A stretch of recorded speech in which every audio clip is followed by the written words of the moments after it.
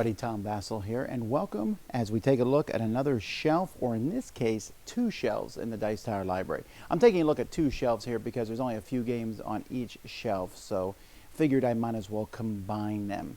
So we've been taking a look at shelves 1 through 4. We're now entering shelf 5, and this shelf is unabashedly straight up, almost, I was about to say 100%, but there's a few Euro games here, but this is Ameritrash. Ameritrash, and you're going to see that especially in these top shelves. We got Simon games here, you know, and so if you like theme, this is the shelf that you go to. And none better to start it out than one of my favorite games in existence, Projekt Elite. I got Projekt Elite in 2 boxes. One is the base game with a whole bunch of extra stuff in it, and the second one is extra maps and extra things if you want to add them to it. I love Projekt Elite. I love the real-time nature of this game. In spurts of 2 minutes, you're just blowing away tons of aliens who are attacking you as fast as you possibly can. It is an amazing, fun, entertaining game. Then after that, we have Alter Quest. Alter Quest is a newer game in the list here from Blacklist Games. Now, this has some rules issues, as Blacklist games often do, but if you want to see an upgraded callback to the old Hero Quest, that's what Alter Quest is for sure. I put in a whole lot of extra stuff in this box. It is jammed full. There are different heroes, villains. It uses it does things in a unique way that no other game I've seen does. There's a decent amount of upkeep in the game, but you know, I think a lot of people are really going to like it. So then we move down over to Reichbusters. Now, if you know anything about our reviews in the channel, you know Z didn't like it. I agree with him even more so.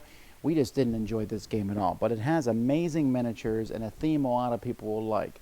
So I think I'm putting this in the library for now. As long as it gets checked out, we'll keep it in. But this game, which is essentially Castle Wolfenstein, as you have a squad of soldiers going in, fighting up against Nazis and their evil undead experiments.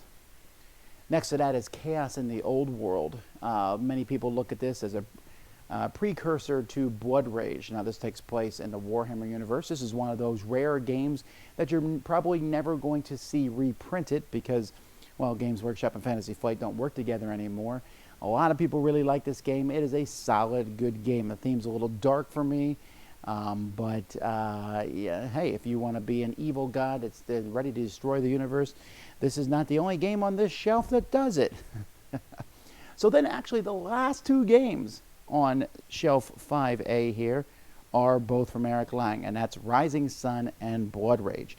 I have 2 copies of each, and with Rising Sun I also have the Daimyo box here, which just holds a whole bunch of extra stuff. Blood Rage isn't really that much of a problem because you can fit most of it in here, although you will see one of the Blood Rage boxes is kind of bursting at the seams here.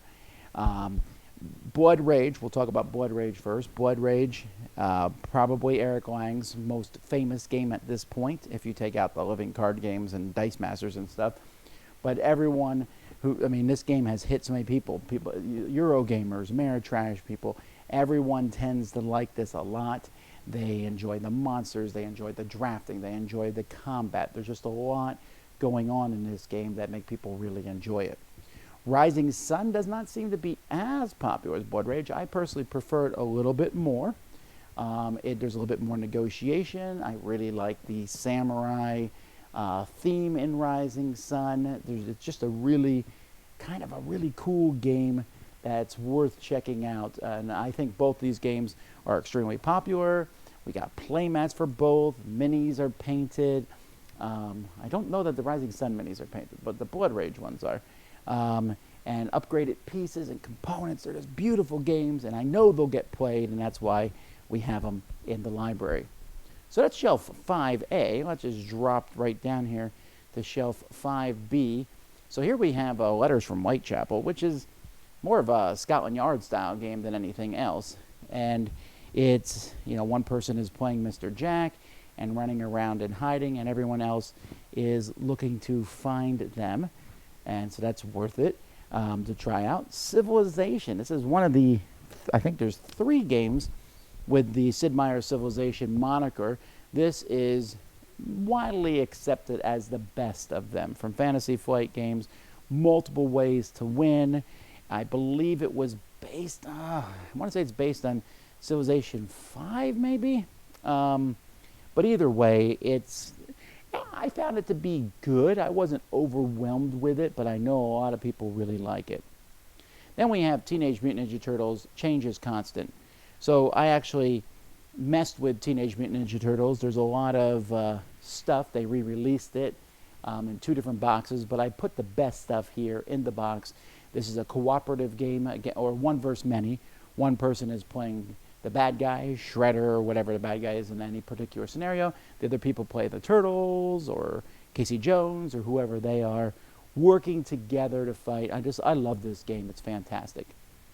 Then we have Skull Tales. Skull Tales is a pirate-themed game that, I don't really know a lot to say about the game. I haven't played it, I don't think. But I know it has missions, and you're a pirate, and why haven't I played this one? I probably should get this one to the table at some point. Then we have Western Legends and Bloodborne, the board game. Now, Bloodborne, the board game, that's a game that's very solid. I don't really like the theme or the video game. I know a lot of people do. There is a ton of content for Bloodborne. So I have here in this box a lot of it. We can't get it all in that box. There's just too much. But there's enough there that you'll be satisfied if you come to the library. A lot of heroes, a lot of monsters, and a lot of different missions. They do a good job in this game, I think, at replicating the video game as best as they can. Western Legends. I love Western Legends. It's a fantastic sandbox game where you are in the old West, and you get to go around and do whatever you want. You can rustle cattle. You can deliver cattle. You can rob a bank or stop the guy robbing the bank. You can play poker, rob a train. There's all sorts of things that you can do, and it's fast turns, fun, and if you just want a pure Old West cinematic game feel, then Western Legends is for you. And then we have Scythe. Yes, I know Scythe's not Ameritrash. It's very Euro-y, but it looks Ameritrash. So we have the big box Scythe here, which includes everything, including the airships and Rise of Fenris, and then just a base game of Scythe. They're both going to get played. Scythe is one of the most played games in my library. People like it. I've upgraded both of these. There's a lot of cool pieces.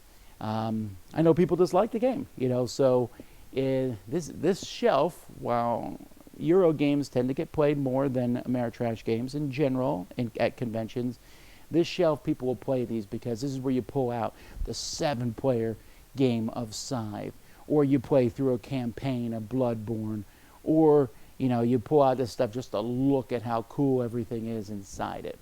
So anyway, those are these 2 shelves. Of these 2 shelves, my favorite game is Projekt Elite. I do like, this is a hard one for me though, because there's Rising Sun, Western Legends, and Scythe on these shelves too. What is your favorite of all these different games? Let me know. Until next time, I'm Tom Vasel, and you've been taking a look at a couple shelves in the Dice Tower Library.